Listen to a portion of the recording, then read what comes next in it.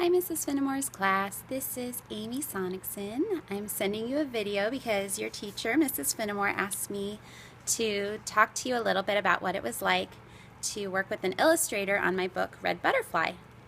There it is. So I'll just talk for a few minutes about that. I think I'd rather you look at the book rather than my face. So you can listen to me talking while you look at the book. Okay, here we go. All right, so I wrote Red Butterfly a couple years ago, and my publisher, Simon & Schuster, decided that it should be partially illustrated. So they asked illustrator Amy June Bates to work with me on this project. Now, we actually never met each other. We never met in person. We never even exchanged emails. It was basically just the publishing company setting us up, and they sent her a copy of the book and asked her for maybe about 20 illustrations, and she loved it so much. I think she sent them over 70 illustrations. So she really was inspired to do a lot of illustrations, which I really appreciated. And a lot of them ended up in the book. Not as many as she had done, but the publisher decided to put a lot more illustrations in than they had originally intended. So she also did the front cover. So this is front cover of the book, and I love it because even though the book is set in Tianjin, where you guys live, you know they don't use bamboo poles in Tianjin for hanging up clothes, but there are little details like that that aren't quite accurate, but still overall I think she really captured China and the way of life in China with her illustrations. So okay, so there are a few things that I wanted to show you. Maybe my favorite illustration is right at the beginning of the book. It's this one that goes along with the fourth poem that is the name of the book, that's called Red Butterfly. And I just love this illustration because Kara is riding her bike. The main character, Kara, is riding her bike, and that's her favorite thing to do. And she is a young girl who's been living with a foster mother for many years, since she was a tiny baby, and she is kept inside a lot and doesn't get to associate with kids her own age. So riding her bike really is a time where she feels free, and I just love this picture because I think it really captures Kara and her free spirit that she has, even though she's very isolated in her life. I love the technique the artist used throughout the book for her illustrations because she actually made her own newspaper print. I'll zoom in a little bit here. You can see that she typed up words that were used in the book, and she translated them into Chinese and typed them up, made her own newspaper print, then ripped it up and used it as a backing on the illustrations and glued it down.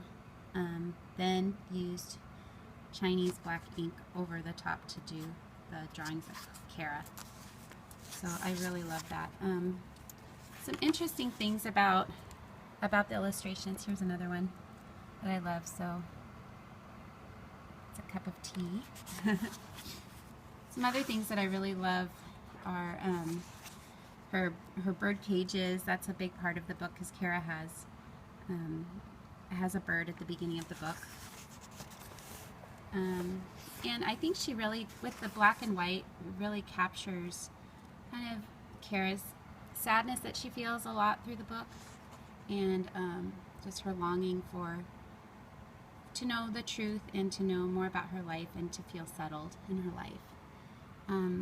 Now this is an interesting part of the whole illustration process. I was really thankful. A lot of times when publishers assign an illustrator, they don't give the author a lot of opportunity for feedback.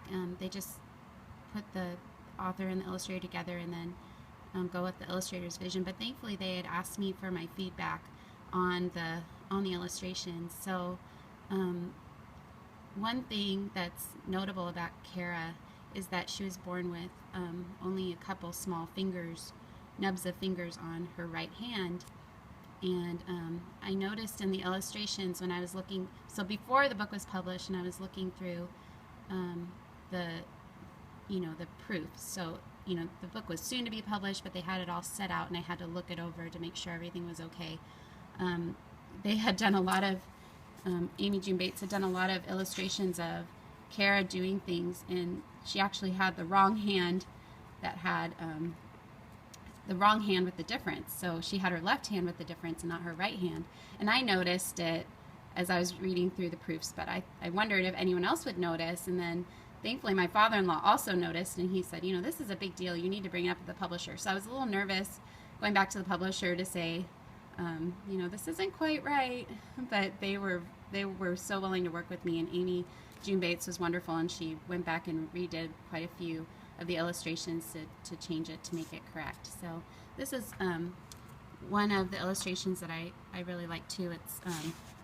It's a illustration that goes along with Kara talking about the things that she really likes about herself, and she's counting them up on her hand that has all the fingers on it. And then later in the book, when she is feeling particularly bad about herself, she can't think of any attributes that she likes about herself, and she can't even count them on the hand with no fingers. And originally we had questioned whether we should include this illustration in the book, this second hand illustration, and originally I told them I didn't think we should put it in, but as I was reading the book through before it went to final publication, I was reading it to my own kids, and they were asking, what does Kara's hand look like? And they were just really curious about that. And so when we got to this poem, I think balanced out with the other picture of the hand that doesn't have a difference, and then this picture with the hand with the difference, it's an illustration that does work and is important to the story. So I was really thankful for that. A couple other things. I know we've already talked about the cover with the bamboo and how that isn't quite accurate. There were a couple times where I noticed things about certain illustrations that weren't quite accurate, and thankfully the publisher adjusted those for me. For instance, it's taken out now, but there were cabbages. Like, cabbage plays a big part in this story because Kara and her foster mom don't have a lot of money, and so they eat a lot of cabbage because it's cheap.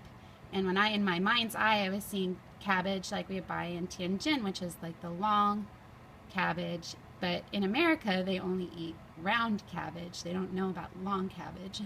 So all the cabbage in that illustration was all round, and I had to point out that, well, that's not quite accurate. That's not the cabbage that we eat in Tianjin. So it was pretty funny. I was glad that they were willing to change that for me. But this is not a picture of cabbage, obviously. This is some of the kids at an orphanage. So anyway, I hope that this helps just give you a little taste of what it was like, excuse me, working with an illustrator. And I wish I could answer questions. If you do have any questions that you're wondering about, perhaps Mrs. Finnamore could email them to me, and I can either send another video or email you back. So please let me know, and I hope you get a chance to read Red Butterfly. Thanks so much for listening. Bye.